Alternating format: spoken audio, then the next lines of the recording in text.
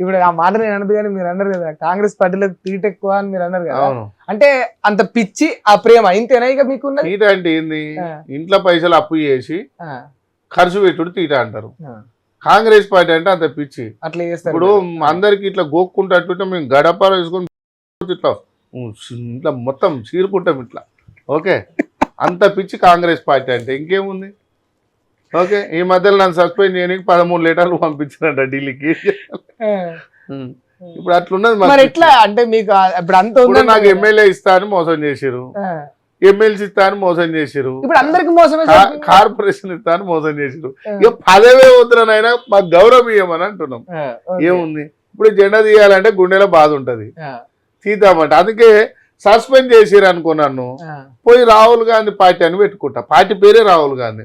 YCP Congress ఎట్లుంది, తృణమూల్ కాంగ్రెస్ ఎట్లుంది పశ్చిమ బెంగాల్ అట్లా రాహుల్ కాంగ్రెస్. ఆయనను పిఎం చేసుకోవాలిగా మేము.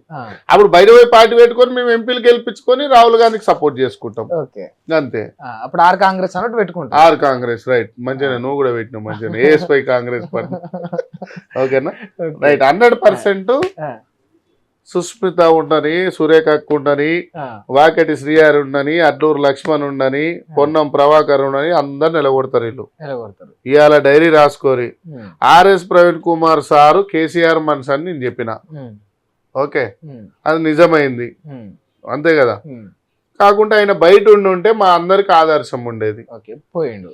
ఇప్పుడు వీళ్ళు ఇప్పుడు మీరు కొన్ని పేరు చెప్పారు, వీళ్ళందరినీ పంపించేస్తారా ఇప్పుడు? ఇంకో విషయం కూడా చాలా చెప్తా. 4 పార్టీలు తిరుగుతున్నాయి బయట. 4 కూడా మా రేవంత్ అన్న మనుషులే. ఓకే, తీన్మార్ మల్లన్న మా రేవంత్ అన్న మనిషి, కవితక్క మా రేవంత్ అన్న మనిషి, విశారాధన్ మా రేవంత్ అన్న మనిషి, పృథ్వీరాజ్ యాదవ్ మా రేవంత్ అన్న మనిషి. కవిత రేవంత్ మనిషి.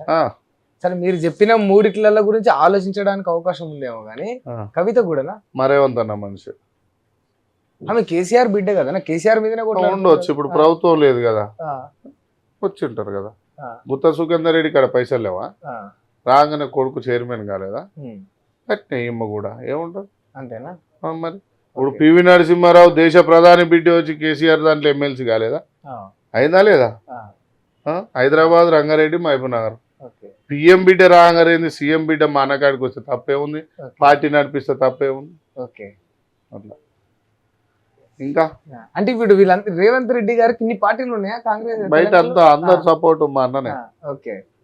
ఫైనాన్షియల్ గా అన్ని విధాలుగా తెలియదు కానీ పార్టీలు అయితే మద్దతు. ఇప్పుడు మళ్ళా పోయి ఫుట్బాల్ ఆడుతుండు, క్రికెట్ ఆడుతుండు కాంగ్రెస్ ఎమ్మెల్యేలతో.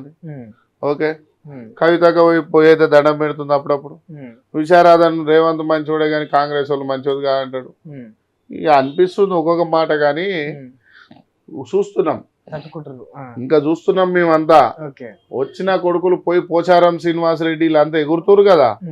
బిడ్డ మీ సంగతి చెప్తాం. కాంగ్రెస్ పార్టీ గురించి నాలుక జారితే, కాంగ్రెస్ పార్టీ మీద ఎత్తి పోసి మాట్లాడితే బిడ్డ ఒక్కొక్కరికి డ్రాయర్లు కూడా మిగిలే చెప్తున్నా. మళ్ళా చెప్తున్నా, కాంగ్రెస్ పార్టీ అంటే ఆయన అబ్బో నేను కాంగ్రెస్ కండువా కప్పుకోలే, ఇంకా జర్రుంటే కప్పుకుంటుంటే అంటే ఏం కండువా కప్పుకున్నావు అంటే ఆయన ఏమంటాడు, నా కొడుకుని బిజినెస్ కోసం కాంటాక్ట్ లో పైసలు ఉంటే పంపించిన రాలేదు, మీ అయ్య కండువ కప్పుకుంటూ ఇస్తా అన్నాడంట. సరే ఈయన కండువ కప్పుకుంటా, ఏం బట్టనా నువ్వు ఇస్తావా అన్నాడంట. ఇస్తావా అంటే ఆయనకు అప్పచెప్పిండంట, పోయిండంట. ఏమన్నా మళ్ళా పొంగులేటికి అప్పచెప్పిండంట. మళ్ళీ ఏం నరేందర్ రెడ్డికి 3 ఇవ్వకుంటేనంట బయటకు వచ్చి ప్రెస్ మీట్ పెట్టిండట. అంటే నీ బిల్లుల కోసం వచ్చినావు కానీ ప్రజల బావు కోసం రాలే, పోచారం రాలే. ఇక మైపాల్ రెడ్డి అయితే ఆయన ఓ మా సార్ వెనుకనే ఉంటాడు, అక్కడనే ఉంటాడు అంటాడు. మరి పీకనీకి వచ్చినావా కాంగ్రెస్ పార్టీలకు? పోచారం శ్రీనివాసరెడ్డి, మైపాల్ రెడ్డి, ఇంకో ఆయన సాలే మా పార్టీకి గెలిచింది మంచిగానే ఉందిరా భయ్, పీకనీకి వచ్చారా మీరు అంతా? మా పొట్టల మీద కొట్టిరు కదా మీరు వచ్చి. ఒకడైతే ఆడోడు సంజయ్ వచ్చిండు, ఆయన శిష్యుడు కూడా మా జీవన్ రెడ్డి శిష్యుడిని చంపే. ఏం చెప్పాలి కాంగ్రెస్ పరిస్థితి, ఏం చేయాలి? మొన్నటిదాకా 10 ఏళ్ళు ఆ కొడుకులే టార్చర్ పెట్టారు మమ్మల్ని, ఇప్పుడు వచ్చి ఆ కొడుకులే టార్చర్ పెడుతురు, మళ్ళీ వచ్చి ఇళ్ళకి వచ్చి. అట్లా బాధ అనిపిస్తుంది. ఇక రేవంత్ నాకు అర్థమైతేనేమో థ్యాంక్ యూ, అర్థం కాకుంటే ఏమని బాధ అంది. ఇప్పుడు సరే ఫైనల్ గా నాకు ఒక్క విషయం చెప్పండి, ఇంటర్వ్యూ క్లోజ్ చేసే ముందు. ఇప్పుడు కొండే సురేఖ గారి విషయంలో వాళ్ళ పిఏ అంశం వచ్చింది బయటికి, కిడ్నాప్ చేసిరు అని అన్నారు, ఆయన పైన భూ కబ్జాల కేసులు అని అన్నారు, కిడ్నాప్ చేసిరు అన్నారు, రోహిన్ రెడ్డి గన్ను పెట్టిండు అన్నారు, అన్ని అన్నారు. మరి ఆర్మ్స్ కేసు ఎడిపోయింది. ఆ. ఇప్పుడు నువ్వు గన్ పట్టుకొని తిరిగితే నేను లోపల వేయరా? ఆర్మ్స్ యాక్ట్ ఉంటుంది, అవును. వేస్తారు కదా. వేస్తారు. మరి ఎందుకు వేయాలని? ఆ. ఇక అన్నీ ఉన్నాయి చెప్పుకుంటూ పోతే దునియా వెళ్తాయి. ఇంకా ఓకే.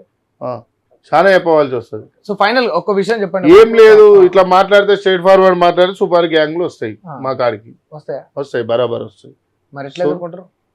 ఎట్లా ఎదుర్కొంటారు? అరే మంచి మంచి బీజేపీని ఎదుర్కొన్నాం, బీఆర్ఎస్ని ఎదుర్కొన్నాం, బొత్తుల సూపర్ గ్యాంగ్లను ఎదుర్కొని పెద్దగా మేము ఖాళీగా ఉన్నాం. ఆ గాజులు వేసుకొని తప్పు చేయనన్ని రోజులు భయపడం, తప్పు చేయనన్ని రోజులు భయపడం.